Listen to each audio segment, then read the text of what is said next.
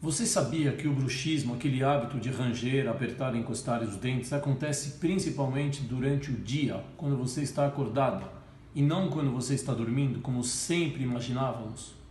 Este bruxismo, conhecido como bruxismo de vigília, tem sido descrito como um dos maiores fatores de risco para o aparecimento das dores na região da cabeça, principalmente na região temporal, masseter, que é a região do rosto, e cervical.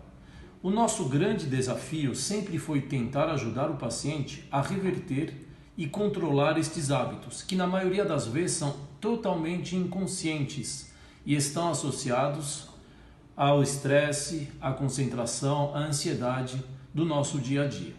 Para tanto, desenvolvi o DIVA, Dispositivo Interoclusal de Vigília.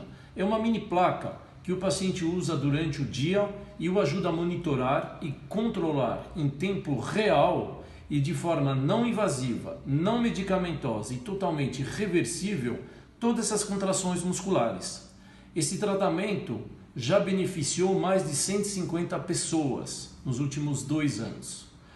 Teve uma melhora em relação à dor em mais de 80% deles.